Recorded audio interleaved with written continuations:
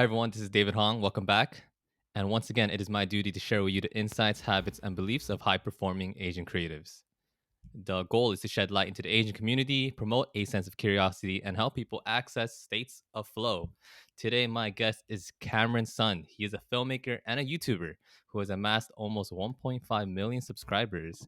He was born in Boston, raised in Shanghai, and then came back to the US in New York during high school and stayed there for his university as well. He specializes in creating skits around superheroes and their powers, all gathering millions of views per episode, with one being about the X-Men's Wolverine, which garnered 147 million views. And he still has a brighter future ahead of him. Cam, welcome to the show. Thanks for having me. Yeah, I'm super happy to connect with you again. I don't think connect is the right word, but see you again because it's been a year Mhm. since I last spoke with you, and I'm always excited to talk with you because there's so much wisdom that comes out of your mouth. So, yeah, we're gonna jump right into this. What do you Cool, cool. enjoy more? Do you enjoy the process of brainstorming your video idea more or the process of editing it and making the final cuts and decisions? I think it sort of depends project to project. Some videos are just like I just feel like I have a good idea that I can't wait to make. But so it's more of the idea that really is like the coming up with a concept and figuring out the concept that is the most fun. And there are certain projects where figuring out an effect is the main reason I'm doing it. So depending on video to video, one part or another part could be more sort of creatively fulfilling. When do you or when you get your inspiration, do you act on it right away? Let's say like it's 2 a.m. and Mhm, lots of strange ideas come at most randomest times.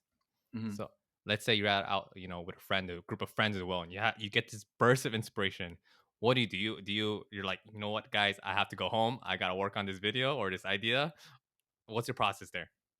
I think I have like I use like an app called Trello, which is sort of like this like organization project management app.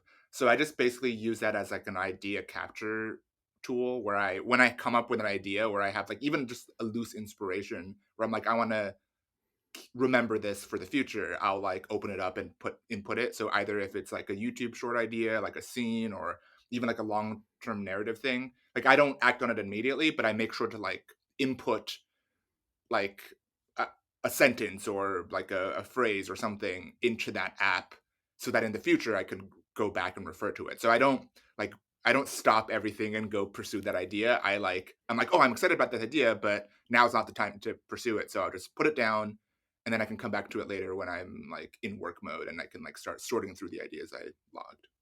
That is brilliant. So you capture your ideas whenever it pops up on your phone. You Hmm. have Trello on your phone. I actually do something similar on an app called Notion. I don't know if you're aware of it. Hmm.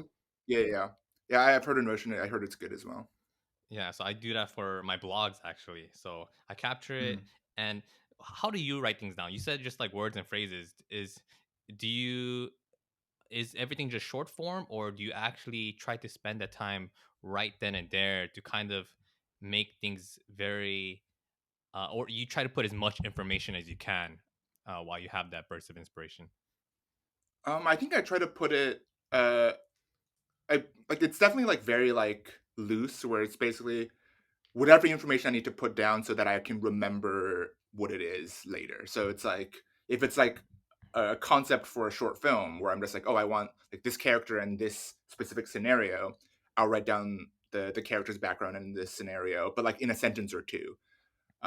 So I think I don't go into too much detail when the idea comes. As long as there's enough information that I know in the future when I look back, I can recall what I was thinking about, then that works. But there's definitely times where I look like I haven't checked on an idea for a while, and I look at a sentence and I'm like, I don't even know what the sentence means. Like I don't know what I was thinking at the time. So maybe I should be in more detail, but usually I try to go back like and look through ideas pretty frequently so I don't forget what I came up with. So I allot specific times to like flesh out concepts So I don't like, yeah. So it's not like in the moment, impulsively try to like, yeah. Interesting. Can you expand on that? Because I first I Mhm, asked this question because there are times when I write everything in short form, and like you mentioned, mhm. when I go back to my notes, I'm just like, what the hell was I thinking? I don't remember. So I've been practicing like writing things down in much more like just a coherent, structured format. So my future self can be like, ah, I know exactly what my past self was trying to say. And going back to like having a specific time to flesh out these ideas, do you go through all these different ideas and flesh them out in a specific time block? Or do you just choose one concept or project that you're working on and just work on Oh, that? yeah. Yeah, yeah, definitely like, yeah, I'll specify what I'm trying to work on. It's like, okay, I'm gonna allot the next, an hour and a half to 3 hours on YouTube Shorts. So then I will only go through the YouTube board Mm, and look through the ideas that I logged like, over time. Or sometimes even when I'm not like if I don't have ideas logged from before, I'll set time to come up with ideas. Or I'm like, I'm gonna spend the next 3 hours brainstorming, trying to come up with ideas. So yeah, it is specific. Like I do allot time. It's not just like random creative time. It's like I'm gonna allot 2 hours to brainstorming feature film ideas. I'm gonna spend 2 hours brainstorming short film ideas. So it's like it is specific. It's project specific. this is interesting because I know there's something called the law of diminishing returns. So let's say you Mhm, allocate yourself 2 hours to work on this YouTube short, and you've mhm. noticed that the first 30 minutes, you've got like 80% of your ideas and whatnot out there. The next hour, you're like barely coming up with anything. So for the Oh yeah. last 30 minutes, are you like, okay, I'm just gonna stop it here? Or are you like deliberately just placing yourself in that position and you're not letting yourself go until like that 2 hour time limit is up? Yeah, I think I use like time limits are helpful because then like I feel like it's hard to control how creatively like how much creative flow is coming out of you. But I think the thing that I everybody can control is like putting in the work over a certain amount of time. So I don't care too much about like unless there's like a very strict deadline that I have to meet, which isn't often. I usually just like if I try my best in the 2 hours to come up with whatever, no matter how difficult or easy it comes, if I finish those 2 hours, then I can move on to the next thing. And I understand that I don't need to be too hard on myself if like the creative flow didn't come as smoothly as I wanted to. Yeah, so I think the time box is helpful. Do you have a structure to allow the muse to kind of pop up? So, for example, there's a lot of writers who like Mhm. wake up in the morning. Their ritual is to have a cup of coffee, listen to some type of music, and they are in that right type of mind frame and they write for 4 to 6 hours. Is there something that you Mhm. have throughout your day that's kind of structured and you're like, this is my creative time? It's not. I think my schedule is like very irregular. There's no. It's like beyond sort of like a semi morning routine of like making coffee and getting ready and like having a schedule. Like I feel like I try to schedule out most of my days, but they're very irregular because like sometimes like oh I have an afternoon free. That's when I'll slot in like a short film brainstorming session because I think because YouTube is my job, so working on like longer form stuff that's more down the road. So the priority is doing the YouTube stuff because that's what pays the bills and keeps the roof over my head. Um, so I guess sorry, what was the question again? I lost track. Do you have, well, you kind of answered already where Oh yeah, you okay. you place, let me just try to iterate so I'm correct here. Mhm. Your schedule is kind of all over the place. So you kind of just place in creative spots or slots whenever you can throughout the day. There's no specific time, for example, every day 9 to 11. There's nothing like that. Yeah, yeah, no. That there's no hard like burnt in schedule that it's like a daily thing that I do. I look at more of a weekly thing where I'm like, okay, so this week I want to get a little bit of work done on this. I want to get a little bit of work done on that. Let's slot in like Tuesday at this time. I have some free time. Let's put the let's there's a specific short film idea I want to explore or do some research on. I put in 2 hours, and then on Thursday I have some free time. I'll do that. But then it's like, so yeah, it is like day to day. But I try to like have a schedule every day I wake up, so I sort of know what I want to do. And then if things work out or don't work out, I'll push stuff to later or shift them. I see. I see. Now, for the Mhm. listeners who may not be familiar with you and your work, you mentioned, YouTube being a priority because it pays the bills. So Mhm. you're definitely someone who found a system in a way that you can leverage your creative talents to make a living off that, which is like every artist Mhm. is kind of dream in a sense. I guess my first question is just to provide some background context, what Mhm. pushed you or pulled you, if I may say, towards YouTube? And then how did the idea of monetization come about? Was that something that you thought about at the very forefront, or is that something that just came about as a byproduct of you just having fun making videos and you're just like, well, yo, this is something cool? I think, yeah, I think I started YouTube back in high school, probably when I was like 15 or so. And I think the idea of like turning it into like a job was started out with like me watching other YouTubers doing it as a job. So when I was like in 2020, 2011, there was a few YouTubers, like I don't know if you're familiar with, or if the listeners are familiar with Freddie Wong and Brandon Lotch, who did Rocket Jump. And then there's the Cordo Digital guys who've been doing it for a decade and are still killing it. They do like visual Mm, effects action shorts on YouTube. And as like a high school kid, I was like, "Whoa, you can do that for a living? That's insane!"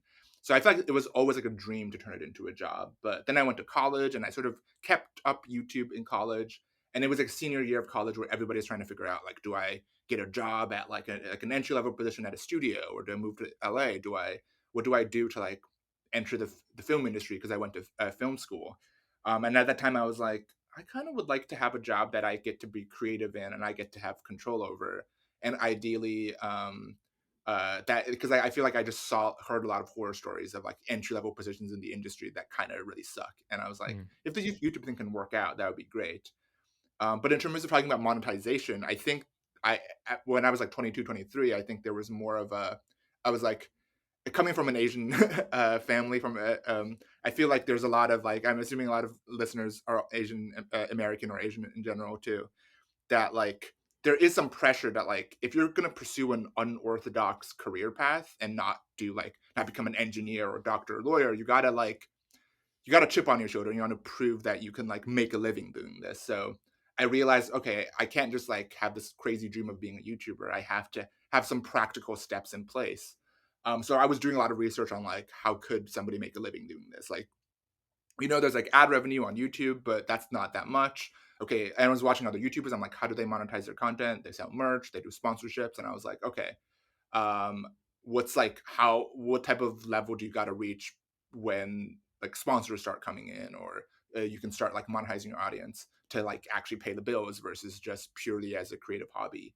So I think there was definitely some element of like it was a like a teenage dream of becoming a professional YouTuber combined with trying to be practical. Okay, how do I actually make a living doing this? What type of content do I see that I think I would have fun making, that the internet might want to click on and might enjoy? So it's a combination of the idealistic dream and practicality, hopefully combined, where I'm like, okay, I think I can potentially do this. But still, it was a leap of faith where I was like, I had no idea if it would actually work, but I was confident enough where I was like, yeah, I'll try it. Like if it doesn't work out, I probably still learned a lot, and that's still worth it, even if it doesn't work out. yeah, I love that. You're putting yourself in a win-win situation where at the very least you tried, you learned from that. And Mhm. I think that that balance of practicality, it's kind of it comes about from your parents, and they're kind of like pressuring you in terms of like, oh, you should, follow this guaranteed path of like stability and whatnot. So I think it's Mhm. a hidden blessing when there is that form of pressure. Correct me if I'm wrong. From doing my homework, I've learned that your parents are in the art field, like they're involved Mhm. with theater and whatnot. Yeah, they work in universities. They've taught in the U.S. and now they are teaching in China. but they work in the academia world. My dad is like a theater professor, and my mom is an English professor, focusing on like literature and theater as well.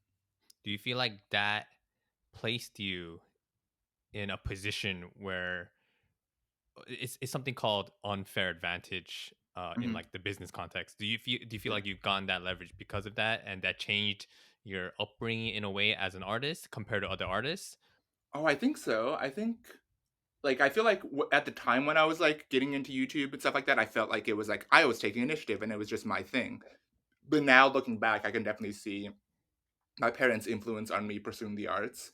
And also, I think compared to a lot of other Asian American friends I know or other creatives I know who have pursued an artistic career, I feel like I had fewer roadblocks. Like my parents they understood that like when I said I wanted to like do something insane, like being a going to film school or being a YouTuber, they were less hesitant. They were Mm, like, okay, give it a shot. We're not gonna like force you to do something else because they are also artists themselves. And also, I think they also found a way to marry the fun of creativity and in their art forms and a practical route of like, oh, let's just like climb the ladder of academia. We'll just go to college, we'll get our masters, we'll get our PhDs, and we'll teach in universities. Uh, and that's like a very stable career path while they still get to pursue art. So I think there's an element that comes from I think my parents' influence where they found a good marriage between the creativity and a practical route to achieve that. mm. Yeah. What was your schedule like when you're still on that journey of making this dream into fruition while you're Mhm. in university? You have a busy schedule, you're doing YouTube on the side, and obviously your aspiration of creating something of yourself on YouTube is what pushed you to kind of keep creating these videos. Mhm. However, what was like your schedule like? When did you like squeeze in time to do the YouTube? And like for example, is YouTube something that was a bigger priority than class per se? So how did you manage your Mhm. time there? I think in college, I definitely put YouTube more on the back burner and just focus on school and just learning. But also, I think even in college, like I was doing a lot of freelance work. I was helping out on other people's projects. So I think during college, I was much more focused on getting as much experience as possible. Versus, yeah, I probably maybe only made like maybe 2 to 5 at most videos a year. So there's a reason why the YouTube stuff didn't really take off until like 2016, 2017 post college, because that's when I started dedicating all my effort to it. So yeah, in film school, I was more focused on film school and then working on film shoots and being a DP for friends, like thesis films or like being a visual effects artist and just doing freelance stuff to like learn as much as possible. But I would still like YouTube was more of a hobby. It was like whenever I felt like making a video, I would go make one. Do you how have you think I don't even know if my question makes sense. Your Chinese upbringing. I mean, you're very influenced by, let's say, martial art films. Like that's something I Mhm, can see as well. So that I can see how that connects with like superheroes and kind of like turning that into a project that you enjoy doing. Other than mhm. that, is there anything else you feel like, oh, like your upbringing really helped you, I guess, see and process your art or projects in a different way? Um, I think purely from a personal level, I think the Chinese education system that I went through, because I didn't go to like an international school or anything. My parents are like, you're gonna go to like a local school and you're gonna have to learn Chinese and like learn like it's like I was hanging out with like uh actual Chinese children that I was going to school with. So I think one probably the biggest thing I think is just like the school system is so rigorous there. It's so intense. Like it's like compared to like a more relaxed American system, it is. I think there's a level of work ethic that was forced into me, or a tolerance for like um, dealing with intense stuff that I feel like once I came to the US, that was an advantage where I was like, oh, I think I can work harder because we had like 3 hours of homework every night. We had like it was like the eighth grade level of like math in like China or in Shanghai specifically is like high school level math in the US. So it's like there are certain things where I'm just like, oh, I think being in like a very intense education system, even in the time I hated it because it was so intense, and it was like as a child you don't really enjoy being in that rigorous of an environment. But now as an adult, I'm like, oh, it's kind of like going through that. I think turned me into like a little bit more of a maybe a bit tougher than I would have been otherwise. You have some more Um, callus on your skin. yeah, it's like this is like maybe not the most like accurate comparison, but it's like people who've been through like Marine boot camp. It's like there's like a level of when you're in such a strict environment, like you could either be crushed by it or you could come out like very very self disciplined. And I don't think I'm the most self disciplined person, but I think I part of my Chinese upbringing probably helped in making me value discipline. So I strive to be disciplined whenever I can. I love the humility, Cam. So, because you've learned uh, to have a thicker skin while in China, now when you approach your work now, let's make this like very practical because I'm just very curious. Like for example, when I go Mm, through the editing process in terms of when I did YouTube videos last year, or as I'm doing this podcast now, mhm. there's only a certain amount of time till my brain kind of just fuzzes out. Like, what's like the longest amount of time you just sat down and you just edited and worked and whatnot? I think I try to do like an hour and a half chunks, and then I take a break. I go for a walk, or like, yeah. I think breaks are like absolutely essential. But I think it's just like unplugging your brain temporarily to just like uh, relax your brain for a bit and then come back to the thing again, or even just like even switch to a different task and then come back to the task. So yeah, I don't I'm not somebody who like sits for like 10 hours straight working on something. I need to like have regular mental breaks, or like especially like I think the only times that I have to do that is like, oh, if I really screwed up my time management and I have a deadline, I'm like, oh crap, I guess I just gotta like grind through this and finish it. Um, but as long as I manage my time well, I usually try to like even if there's like if there's like visual effects I work on, I try to like limit it to like 3 hours a day that I'm working on visual effects for a video. And then if I plan it, if I know the deadline is on like it's on Friday, and I know I can probably finish it in 3 hour chunks for over like 5 days, I'll just do that instead of like going through all the visual effects in one day. Then I'll like do some other creative work that's like writing or brainstorming on the same day. I'm so glad I asked you this because I would go through like 3 hour, 4 hour blocks of just sitting in my chair doing some work because I'm just like, "Oh, I have to get this done now." Uh, Mhm. and then at the end of the day, I'm just like, I'm tired. I'm miserable. Like, why am I doing this? Why am I putting myself into this? Yeah, So, yeah, yeah. okay, Yeah, gotcha. I feel like whatever system, because like if you stop having fun doing what you're doing, then I feel like the purpose is no longer there, right? It's like I feel like, and you can't sustain it. If you can, like, the only way to sustain like something that you're doing over a long period of time is if you enjoy it. So whatever you can do to create a system to like keep it fun and not too stressful, and like whenever it feels too stressful, take a break and then come back. Um, I think that's the better long term strategy instead of like forcing yourself to like get through something. But it's a balance. It's hard to say because sometimes you just gotta like grind through something. But yeah, Yeah. it's difficult to yeah. I was as you were talking, it made me realize like why I was doing that, and I think it's because I am someone who's so obsessed with being productive, and Mhm, if I'm want if I'm working on something, I want to get it done as quickly as I can because I can work on the next thing without that past work still lingering in my head.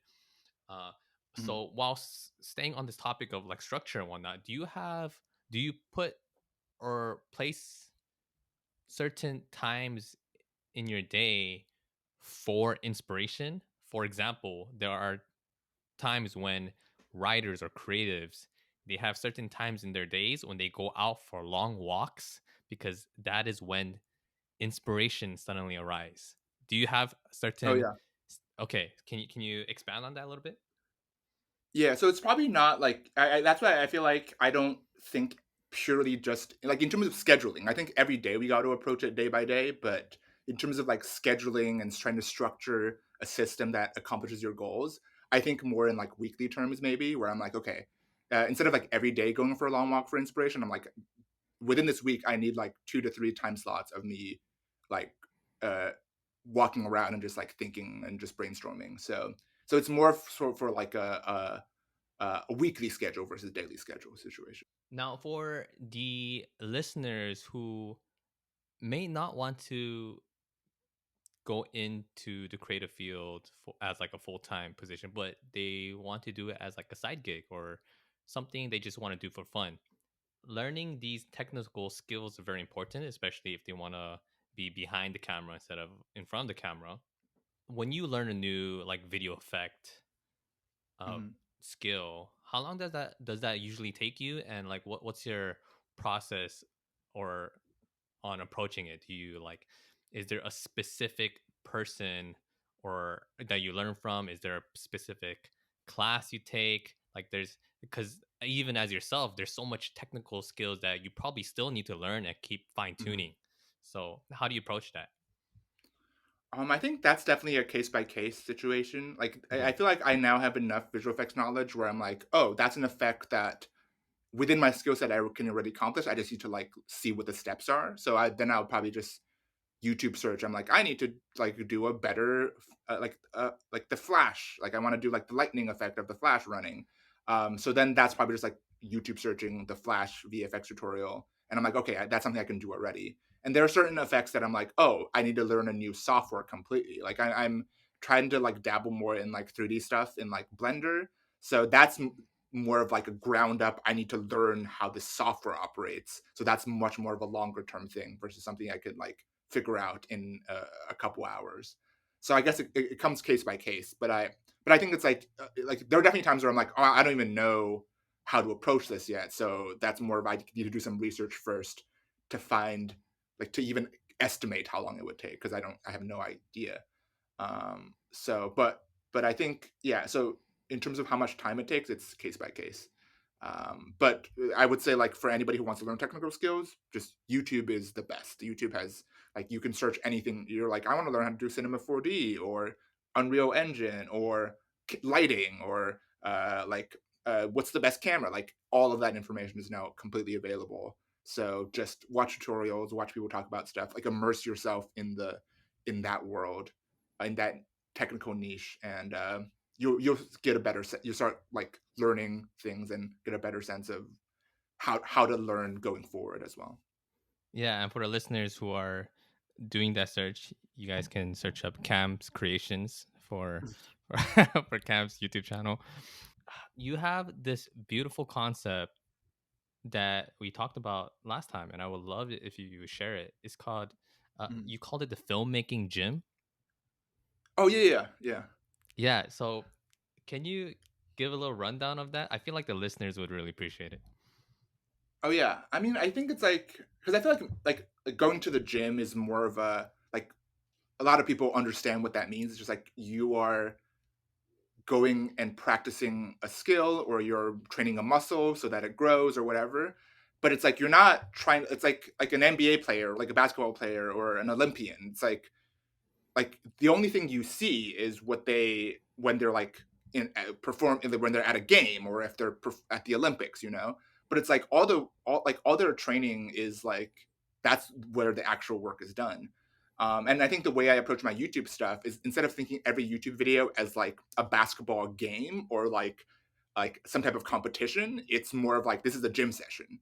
So the only goal of making this YouTube video is to practice my craft, test out a specific effect, to try a new piece of equipment, to explore an idea that I wanted to do, or to like try an effect that I maybe want to apply to a bigger project I want to do down the road. So that way, that alleviates a lot of pressure on like I think a lot of I know a lot of people who try to do YouTube like every video they're like I need to make a perfect video that is like this masterpiece, and then but YouTube requires you to put out a lot of content. So if you approach every video like that, you're going to burn out because it's never going to meet your expectation. You don't have enough time and resources to make something perfect. But if you approach it more like every video is going to the gym and training, and like it's like you're doing some bicep curls, you're doing some type of like you're doing crunches. I don't know. It's like whatever. Like that's a better way to approach creative projects, especially early on. It's like once you're like LeBron James of creativity, then you like you still have to train, but then you can start being like, how do I win this championship? How do I like make this giant project that really like take a big swing? But like I think anybody like whoever's listening, if you're in your 20s or if you're a teenager, like focus on doing like going to the gym in whatever craft you're learning. Like practice and learn more than trying to like win the championship, because any type of creative pursuit, um, you have a lifelong career ahead of you. So, uh, especially when you're just beginning, practice and learn more than trying to like be a perfectionist right at the gate. As a gym rat myself, I approve of this message. And I know some people, they get into the nuances of things.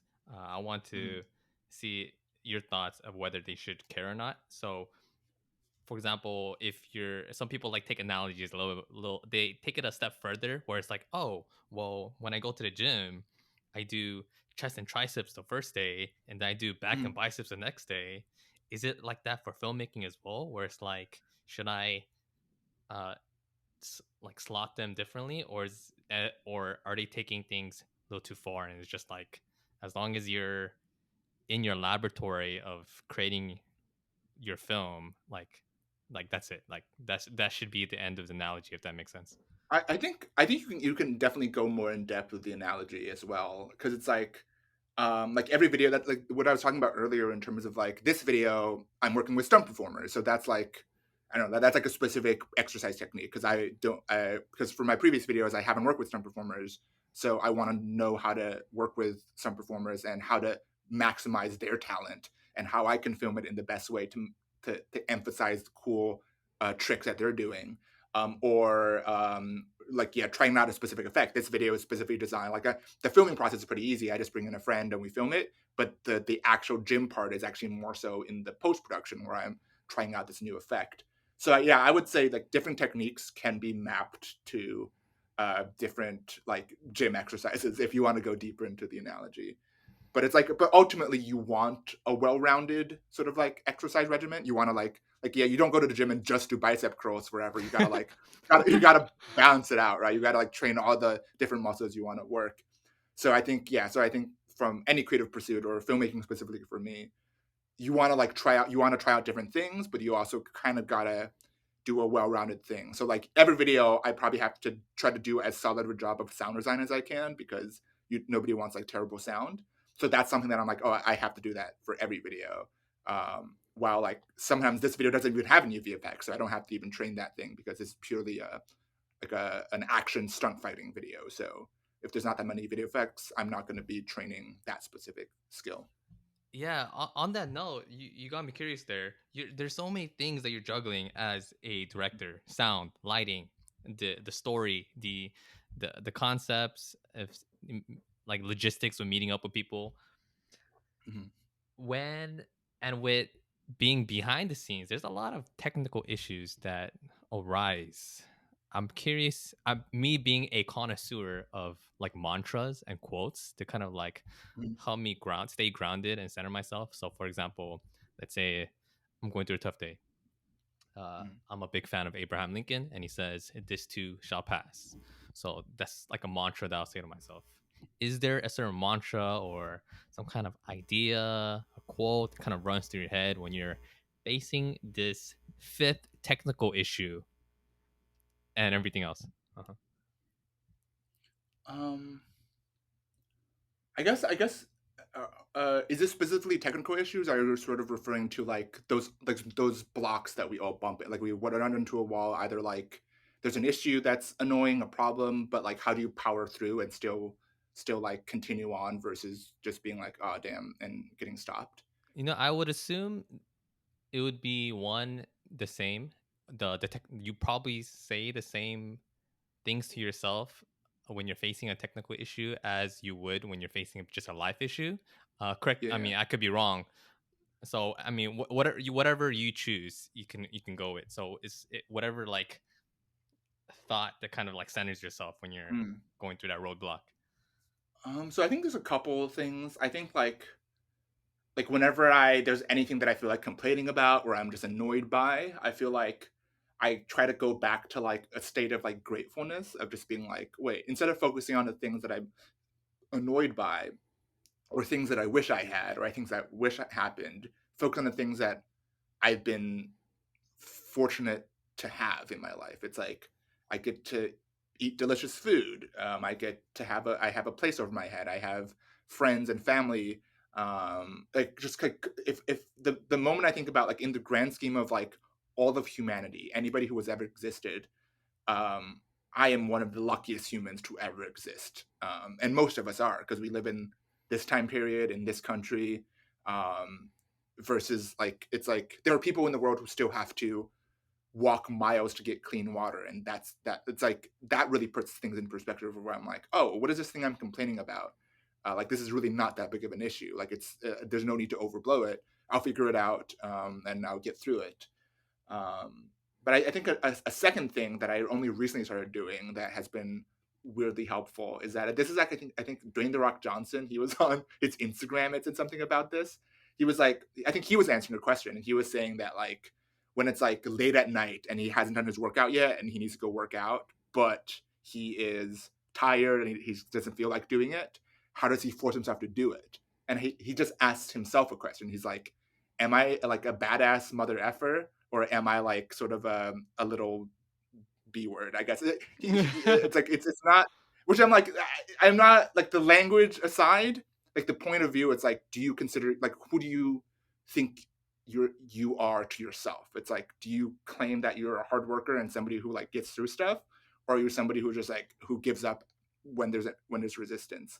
And like when you ask yourself that question, and then you answer with the former, then that triggers something in your mind where you're like, yep, I would like to be a badass mother effer. So uh, let's just go do this. So it's like, because like you never want to admit to yourself that you are the latter. So that's like a weird mental trigger that like, it's been really working well for the last week where I'm like, oh wait, I feel like every day, whenever like I feel like there's a little bit of resistance or I feel like slacking off and doing something else, just asking myself that question, and I'm like, if I answer with the former, then I just keep going ahead. Yeah. It reminds me of what Arnold Schwarzenegger would ask himself, and when he's Mm. faced with that same roadblock, or when people ask him like, "Oh, like, what do you do when you're like tempted to, eat this pie when you have like a bodybuilding competition next week?" And he asks himself, "What am I more hungry for? Am I hungry to be ordinary, or am I more hungry to be extraordinary?" And I'm just like, oh, so Yeah. so it seems like for yourself, yeah, you when you're in this moment of frustration or angst, you kind of just you're able to drop it by asking yourself this question like, oh wait, who do I want to be like? And the person who I want to be like, would he be frustrated over this? Or like he may be, but is feeling tense in my body, is that going to help? And you answer yourself, it's like no, and then you kind of like drop yourself. Is that pretty much it? Yeah, yeah, yeah. I think that Okay. that's fair, and I think it's also helpful, like when you were talking about like Arnold Schwarzenegger or like like having somebody else to channel through yourself is helpful because it's like I'm not somebody who would like say what Dwayne the Rock Johnson said, but because of who he is, I channel him, and he's somebody I look up to, and that's it's like what would the Rock do in this situation? Would he like be like, ah, I don't feel like that. Like it's like I got like 2 3 hours editing I need to do, and I don't feel like doing it. I mean, Dwayne Robertson wouldn't do that specific task, but like if he had a job that he had to do and he didn't feel like doing it, would he just like blow it off and not do it, or would he be like, no, I gotta just get this done? So yeah, it's helpful. It's like, what would somebody do? Like if it's some idol or somebody you look up to, it is helpful for sure to like channel that person's energy into yourself. Yeah. Thank you, Dwayne the Rock Johnson. If there's a chance of you listening to this podcast, you are really touching the lives of many creatives. Mhm. Now, on the role of role models, is there? I mean, I've remember our conversation from last time where you're when you first started YouTube, you were inspired by these people, and you've actually learned from. I think the channel was called AV Bites. Oh yeah, it was yeah, 2 friends of mine who ran a successful musical channel. They did like 2 to 3 minutes like musicals. It was very cool. Yeah, so you've definitely been inspired by them. Is there, besides them, of course, now is there anyone else who feel like you're getting a lot of inspiration from? I think probably the present day, um, uh, I think from maybe like a I guess I'll break it down. I'll mention 2 people. One is more maybe this past year, sort of a creative inspiration or somebody's approach to creativity that I really love is, Robert Rodriguez. He's a movie director. You might know him as a director of the Spy Kids films and the Sin City films and Machete and, Once Upon a Time in Mexico. He recently directed an episode of The Mandalorian, and he's working on like the Boba Fett series as well. So he's somebody who who has like a very successful, great career.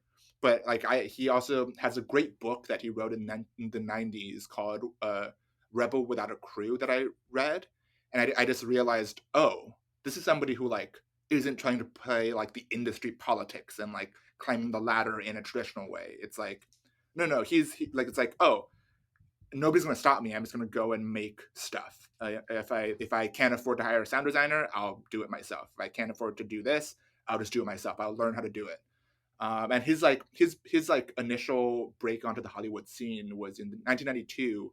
He just went down to like a small town in Mexico where a friend lived and made a movie for like $7,000.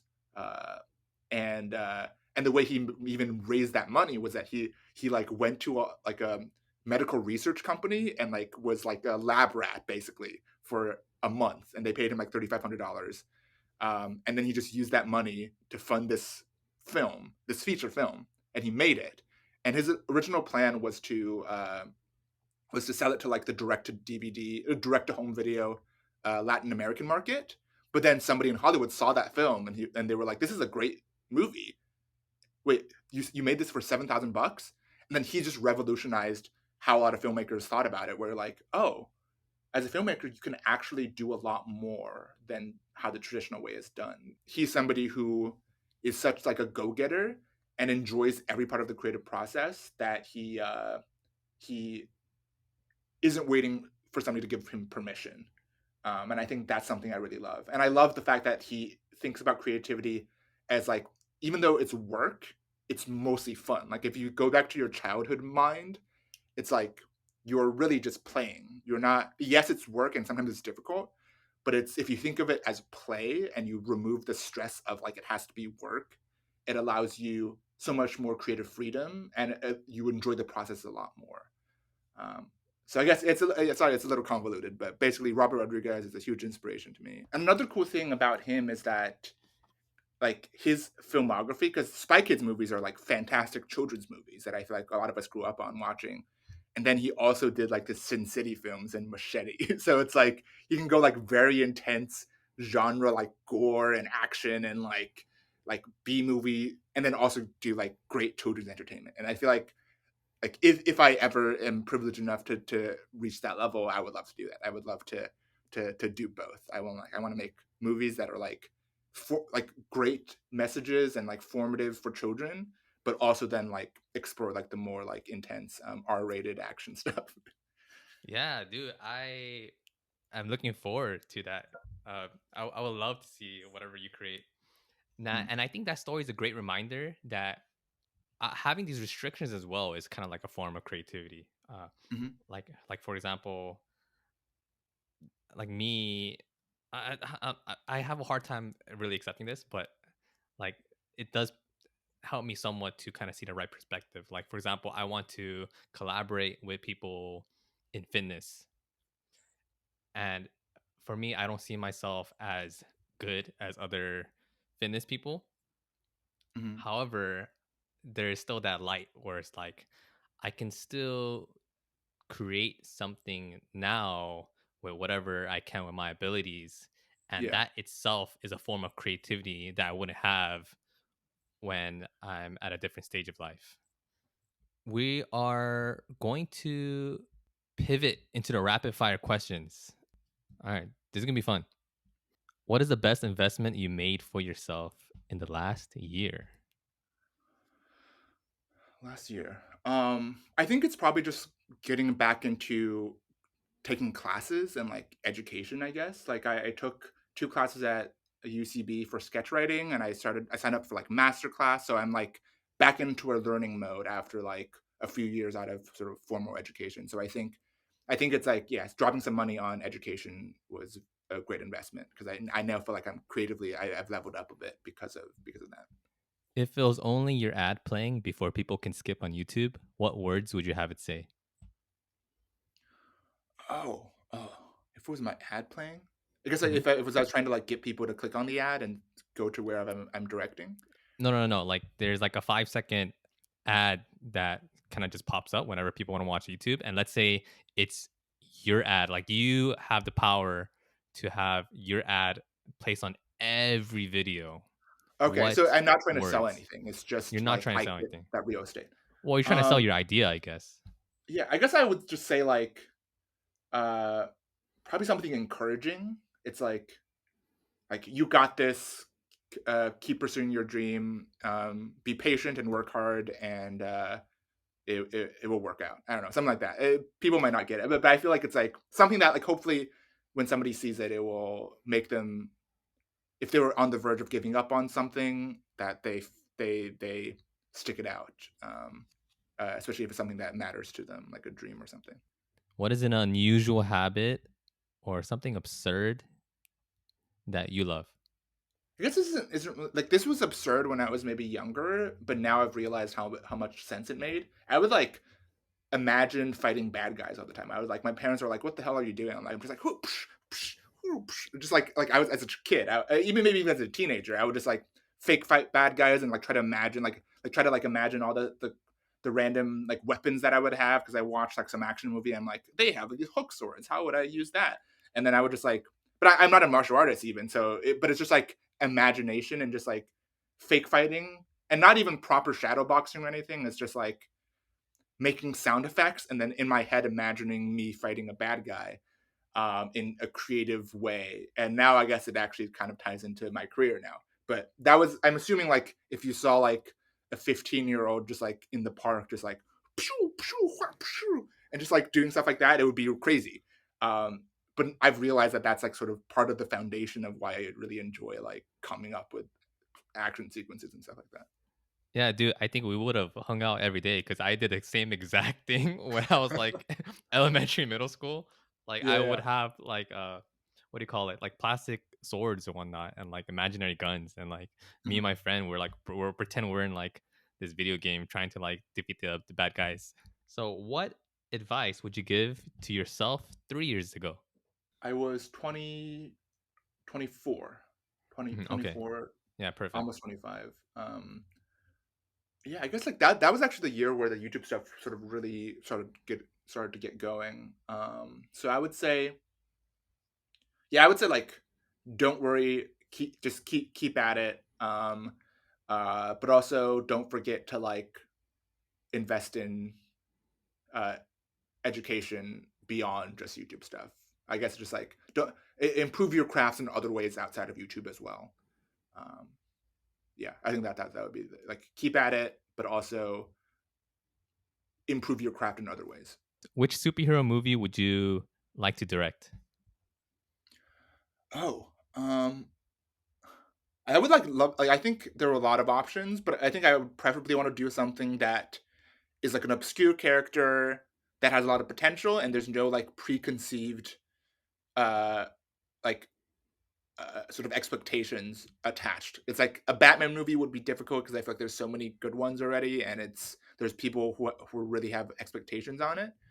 But if more of a specific thing, I recently got to watch Shang-Chi or Shang-Chi, and I would love to do a sequel. Like I'm assuming they're probably going to bring back Destin, who directed the first one for future ones, but some type of like cool martial arts homage superhero film would be really cool.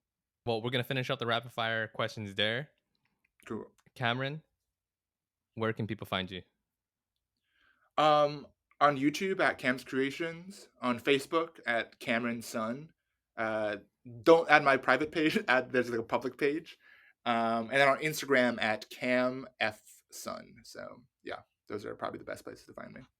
And lastly, is there something exciting that you're working on and you're just really excited to share?